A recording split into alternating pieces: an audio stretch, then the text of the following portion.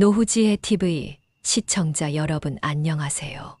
오늘은 아무도 쉽게 말해주지 않는 하지만 반드시 알아야 할 이야기를 나누려고 합니다.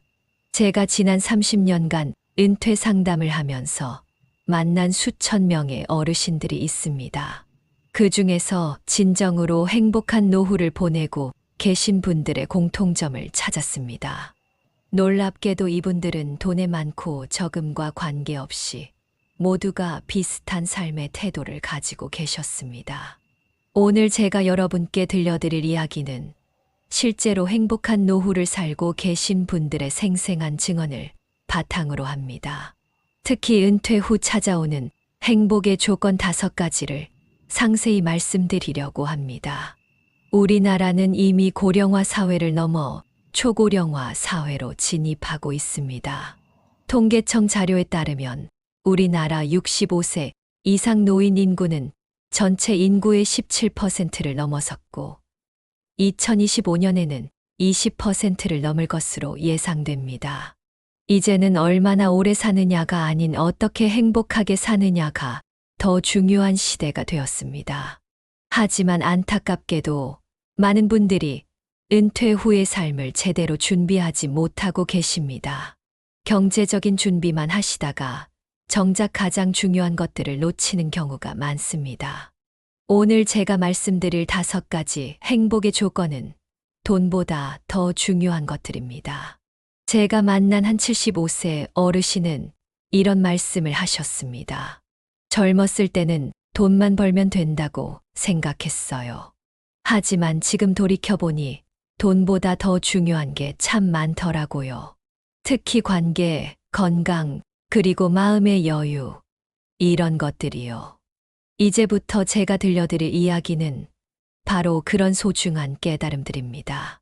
여러분의 남은 인생이 더욱 풍요롭고 행복해질 수 있도록 진정한 행복의 조건 5가지를 하나씩 말씀드리겠습니다. 첫 번째 행복의 조건부터 시작하겠습니다. 첫 번째 행복의 조건은 바로 자신만의 공간입니다. 은퇴 후 가장 먼저 찾아오는 변화는 시간의 과잉입니다. 하루 종일 일하던 시간이 갑자기 비어버리면서 많은 분들이 무력감을 느끼십니다. 특히 집에만 있다 보면 배우자와의 갈등도 늘어나고 우울감도 찾아옵니다. 제가 만난 행복한 노후를 보내시는 분들은 한결같이 자신만의 공간을 가지고 계셨습니다. 어떤 분은 작은 텃밭을, 어떤 분은 도서관의 단골 자리를, 또 어떤 분은 동네 문화센터의 교실을 자신만의 공간으로 삼으셨습니다. 서울 강남에 사시는 김춘배 어르신 78세는 이런 말씀을 하셨습니다. 은퇴하고 처음에는 집에만 있었어요. 아내와 하루 종일 같이 있다 보니 서로 짜증만 늘어나더라고요. 그러다 아파트 옥상에 작은 텃밭을 가꾸기 시작했는데 이게 정말 인생의 전환점이 되었습니다. 자신만의 공간은 단순한 물리적 공간이 아닙니다. 그곳은 여러분의 정체성을 지켜주는 곳이자 하루의 리듬을 만들어주는 곳입니다. 출근할 곳이 사라진 은퇴자들에게 가야 할 곳이 생긴다는 것. 이것이 얼마나 중요한지 아무도 미리 알려주지 않았을 겁니다. 특히 주목할 점은 이 공간이 꼭 크거나 비싼 곳일 필요가 없다는 것입니다. 아파트 근처 공원 벤치 하나도 충분히 여러분의 공간이 될 수 있습니다. 중요한 것은 그곳이 여러분만의 의미 있는 시간을 보낼 수 있는 곳이어야 한다는 점입니다. 자신만의 공간은 가족 관계 개선에도 큰 도움이 됩니다. 하루 종일 함께 있는 것보다 각자의 시간을 보내고 만날 때 대화의 질이 더 높아진다고 합니다. 서로의 공간을 존중하는 것이 은퇴 후 부부관계의 황금률이라고 할 수 있습니다. 두 번째 행복의 조건은 매일의 식사 시간을 의미 있게 만드는 것입니다. 많은 분들이 은퇴 후 끼니를 대충 해결하는 습관에 빠지곤 합니다. 특히 혼자 사시는 분들은 더욱 그렇습니다. 하지만 행복한 노후를 사는 분들의 공통점은 매 끼니에 의미를 두신다는 것이었습니다. 부산에서 만난 박영자 어르신 71세는 이렇게 말씀하셨습니다. 은퇴하고 처음에는 밥도 대충 먹고 그랬어요. 그러다 우연히 시작한 요리 교실에서 인생이 바뀌었죠. 이제는 매일 아침 장을 보는 것부터가 즐거워요. 반찬 하나라도 정성 들여 만들다 보면 하루가 어떻게 가는지 모를 정도예요. 실제로 의학 연구 결과들을 보면 규칙적이고 건강한 식사 습관은 단순히 영양 섭취의 문제를 넘어섭니다. 그것은 하루의 리듬을 만들고 우울증을 예방하며 인지기능 저하도 막아준다고 합니다. 여기서 중요한 것은 혼자라도 제대로 된 한 끼를 먹는 자세입니다. 제가 만난 한 어르신은 이렇게 말씀하셨습니다. 아침에는 꼭 테이블볼을 깔아요.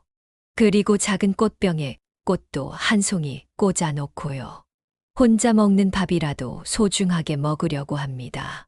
그러다 보니 자연스럽게 하루를 감사하는 마음이 생기더라고요. 식사 시간을 의미 있게 만드는 방법은 여러 가지가 있습니다. 첫째, 장보기부터 정성 들여 하는 것입니다. 시장이나 마트에 가서 제철 식재료를 고르는 것 자체가 하나의 즐거운 일과가 될 수 있습니다. 둘째, 가능하면 규칙적인 시간에 식사하는 것입니다. 특히 아침 식사는 하루의 시작을 알리는 중요한 의식이 될 수 있습니다. 셋째, 한 달에 한 번이라도 자녀들이나 친구들과 함께하는 식사 자리를 만드는 것입니다. 이런 자리는 관계를 이어주는 소중한 끈이 됩니다. 이제 세 번째 행복의 조건으로 넘어가 보겠습니다. 세 번째 행복의 조건은 매일 아침 발걸음을 내딛는 것입니다. 많은 분들이 은퇴 후 건강을 위해 무리한 운동을 시작하십니다. 헬스장에 등록하고 무거운 기구를 들거나 갑자기 마라톤을 시작하시는 분들도 계십니다. 하지만 제가 만난 행복한 노후를 사시는 분들은 조금 달랐습니다. 인천에 사시는 이정호 어르신 73세의 말씀이 특히 기억에 남습니다. 처음에는 저도 무리하게 운동했어요. 그러다 무릎을 다쳐서 한 달을 고생했죠.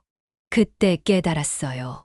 중요한 건 매일 할 수 있는 운동이라는 걸요. 이제는 그냥 매일 아침 집 앞 공원을 한 바퀴 도는 것으로 시작합니다. 실제로 세계보건기구 WHO의 연구에 따르면 하루 30분의 걷기만으로도 다음과 같은 놀라운 효과가 있다고 합니다. 심장병 위험 감소 40%, 치매 예방 효과 35%, 우울증 개선 효과 45%, 수면의 질 개선 50%. 하지만 더 중요한 것은 걷기가 주는 정서적 안정감입니다. 매일 아침 같은 시간에 집을 나서는 것, 주변의 계절 변화를 느끼는 것, 이웃들과 가볍게 인사를 나누는 것. 이런 작은 일상이 우리의 하루를 건강하게 만듭니다. 강원도 춘천에서 만난 한 어르신은 이렇게 말씀하셨습니다. 걷다 보면 자연스럽게 동네 친구들도 생겨요. 매일 아침 공원에서 만나는 얼굴들이 생기고 어느새 서로의 안부를 묻게 되죠. 요즘은 걷기 모임까지 만들어서 일주일에 한 번은 다 같이 먼 곳으로 산책을 가요. 여기서 꼭 기억하실 것은 운동은 자신의 체력에 맞게 천천히 시작해야 한다는 점입니다. 처음부터 무리하게 시작했다가 좌절하시는 분들이 많습니다. 하루 10분부터 시작해서 조금씩 늘려가는 것이 비결입니다. 또한 걷기는 단순한 운동이 아닙니다. 그것은 하루를 설계하는 시간이며 자신을 돌아보는 명상의 시간이 될 수 있습니다. 걸으면서 하루 계획을 세우고 감사한 일들을 떠올리는 것만으로도 충분한 가치가 있습니다. 이제 네 번째 행복의 조건으로 넘어가 보겠습니다. 네 번째 행복의 조건은 새로운 관계망 만들기입니다. 많은 분들이 은퇴 후 가장 힘들어하는 것이 바로 소속감의 상실입니다. 수십 년간 다니던 직장에서 받던 명함 한 장이 사라지면서 정체성의 위기를 겪게 됩니다. 하지만 이런 위기를 새로운 기회로 바꾸신 분들이 계십니다. 대전에서 만난 김영수 어르신 68세의 사례가 특히 인상적이었습니다. 처음에는 정말 막막했어요. 30년 넘게 다니던 회사를 떠나니 마치 섬에 홀로 남겨진 것 같았죠. 그러다 우연히 시작한 동네 봉사활동이 제 인생을 바꿨습니다. 이제는 오히려 회사 다닐 때보다 더 많은 인연이 생겼어요. 실제로 행복한 노후를 사시는 분들의 특징은 다음과 같은 새로운 관계망을 만드는데 성공하셨다는 것입니다. 취미 모임이나 동호회, 봉사활동, 그룹, 평생교육 프로그램 동기들, 종교 단체나 지역사회 모임. 여기서 중요한 것은 이런 모임들이 단순한 시간 때우기가 아니라는 점입니다. 새로운 관계는 우리에게 세 가지 중요한 요소를 제공합니다. 첫째, 소속감입니다. 어딘가에 소속되어 있다는 것. 누군가에게 필요한 존재라는 것은 인간의 기본적인 욕구입니다. 둘째, 정보 교환입니다. 비슷한 상황에 있는 사람들과의 만남을 통해 유용한 정보를 얻고 서로의 경험을 나눌 수 있습니다. 셋째, 정서적 지지입니다. 같은 세대의 고민을 나누고 공감받을 수 있는 것은 매우 중요한 정신 건강의 요소입니다.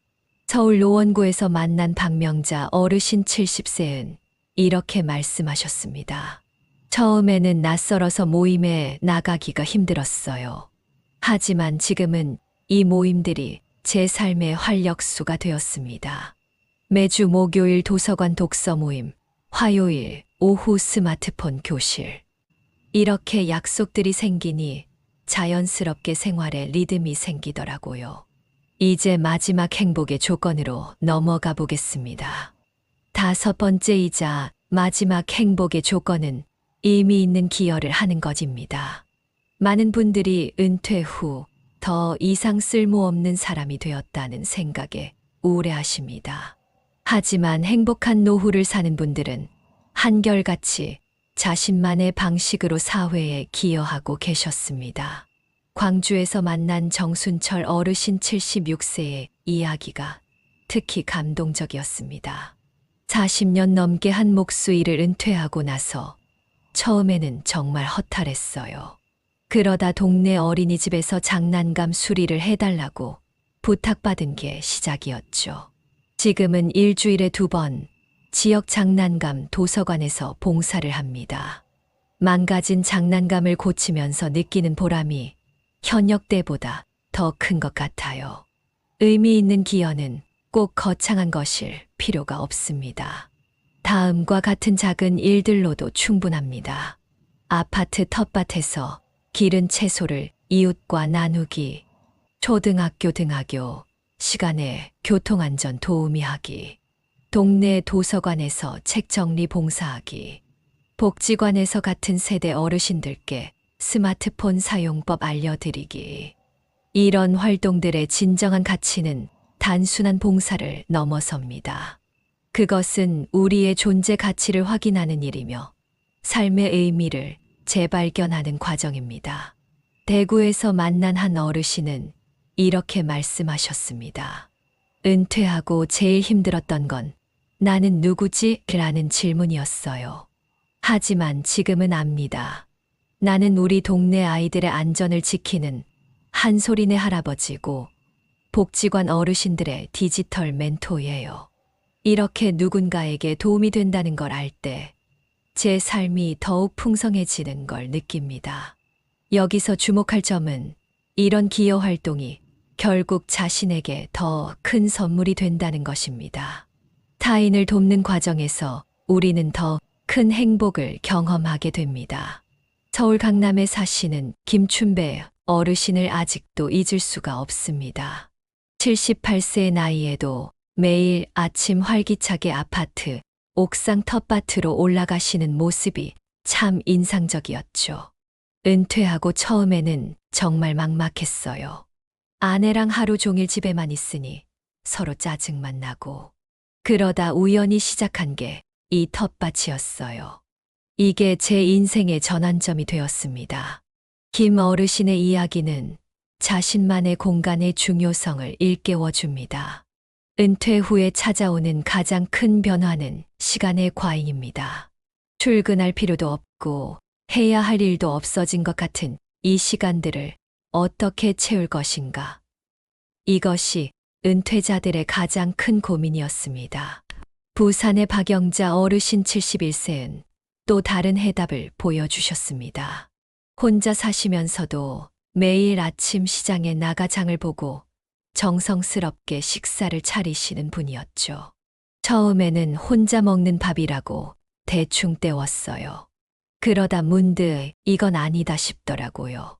이제는 아침마다 테이블보도 깔고 작은 꽃병에 꽃도 한 송이 꽂아놓고 먹어요. 밥상을 차리는 그 시간이 하루 중 가장 행복한 순간이 되었습니다. 그리고 인천의 이정호 어르신 73세의 말씀도 깊이 새겨들을 만합니다. 은퇴하고 처음에는 욕심을 부렸어요. 헬스장도 등록하고 무리하게 운동하다가 오히려 몸을 다쳤죠.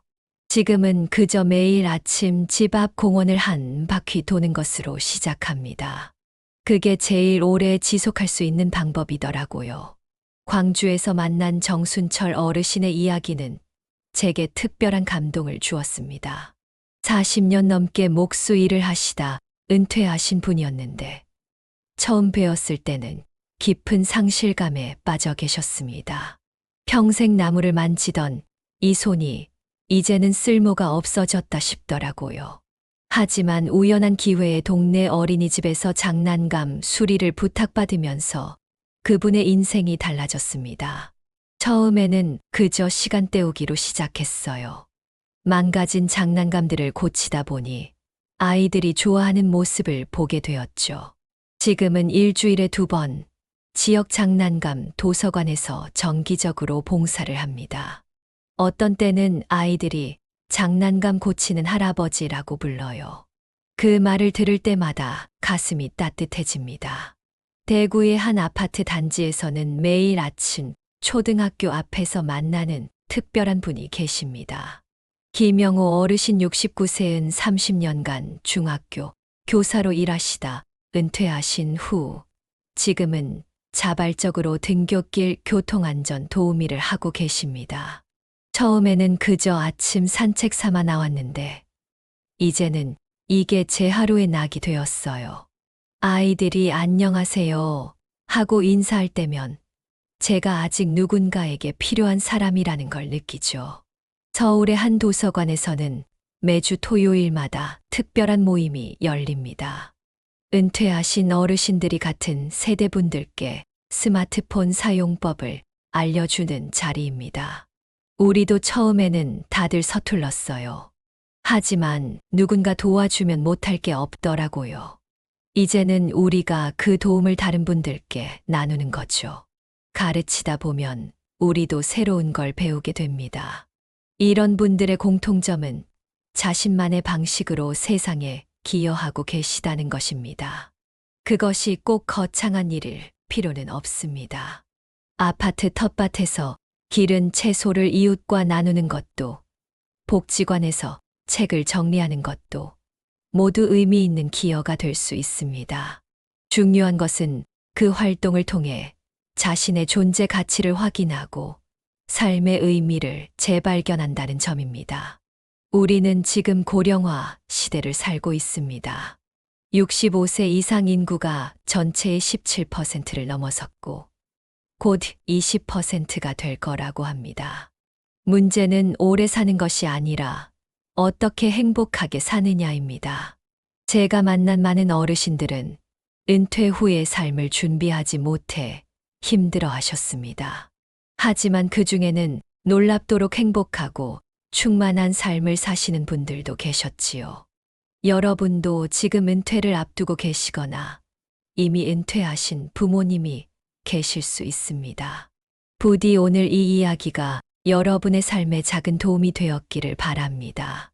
앞으로도 이런 삶의 지혜와 실제 경험담을 계속해서 나누고 싶습니다. 제 영상이 도움이 되셨다면 구독과 좋아요 버튼을 눌러주세요. 종 모양의 알림 설정도 해두시면 매주 올라오는 새로운 이야기를 가장 먼저 만나보실 수 있습니다. 다음 영상에서는 은퇴 후 부부 관계를 행복하게 만드는 방법에 대해 이야기 나누려고 합니다.